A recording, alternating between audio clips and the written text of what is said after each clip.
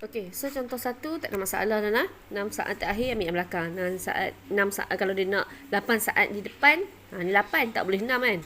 Graf ni kepada 8 saat. 8 saat yang di depan, tolak yang tu kan.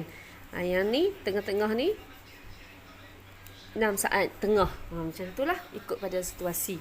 Okey, seterusnya yang kedua. Okey, yang kedua huraikan gerakan peluru bagi tempoh 8 saat hingga 14 saat. Okey, dia suruh kita huraikan gerakan peluru 8 hingga 14. Okey, dia nak kat sini. Apa jadi pada gerakan peluru ni? Okey, kalau kita tengok laju dia ni bergerak naik, makin naik tak? Tak ada kan? Dia dalam keadaan pegun. Jadi, kalau kita nak tulis jawapan dia, kita boleh tulis jawapan dia peluru bergerak dalam laju seragam. Seragam maknanya laju dia maintain, tetap. Okey, jadi kita boleh tulis peluru bergerak.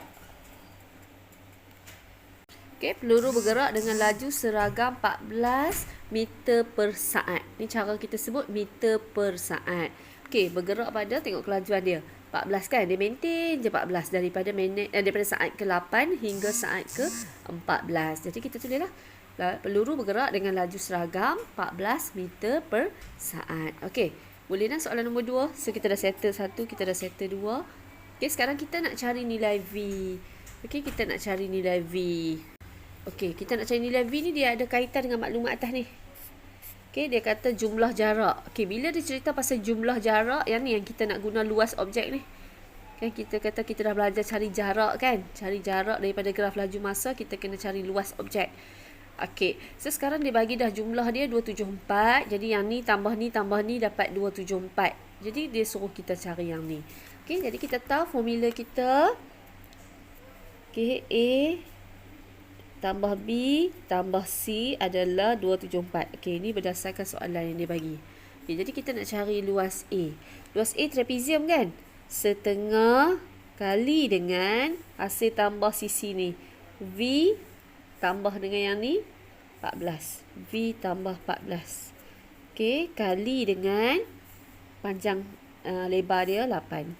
Okey, ni untuk A. Okey, selesaikan yang A. Kalau cikgu selesaikan, cikgu potong 2 dengan 8 ni lah. 2 dapat 4.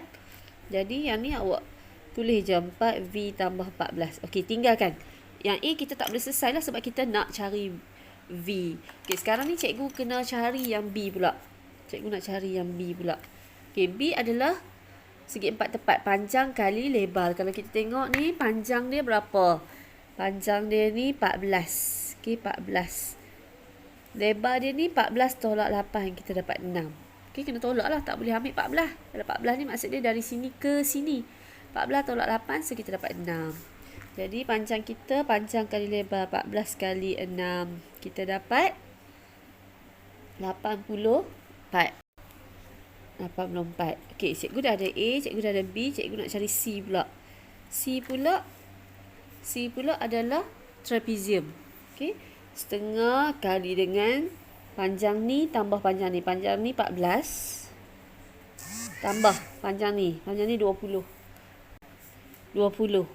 Okey, kali dengan bawah dia 6. 20 tolak 14 6. Jadi 2 dengan 6 cikgu boleh potong. Jadi ni tekan kalkulator lah. 14 tambah 20 kita dapat 34. 34 kali 3 kita dapat 102. Okey, jadi kita nak buat apa? Kita kena tambah. Ni tambah ni tambah ni. Jadi kita akan dapat ni tambah ni tambah ni. Jadi kat sini cikgu tulislah 4 V tambah 14 tambah dengan 84 tambah dengan 102. Benda ni adalah sama dengan 274.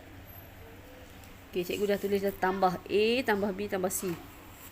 Okey, jadi cikgu tulis, cikgu selesaikan dengan kalkulator. Yang ni boleh selesaikan, patut pindah ke sana dia jadi tolak.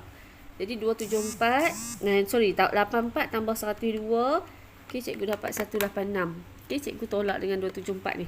274 tolak. Okey, cikgu dapat 88. 4 V tambah 14 sama dengan 88. Jadi kalau cikgu tak mau 4, cikgu buat pergi sana. Okey, awak buat sampai dapat V. Okey, jadi 88 bahagi 4, lepas bahagi 4 tolak 14. Okey, 8. Dapatlah jawapan dia.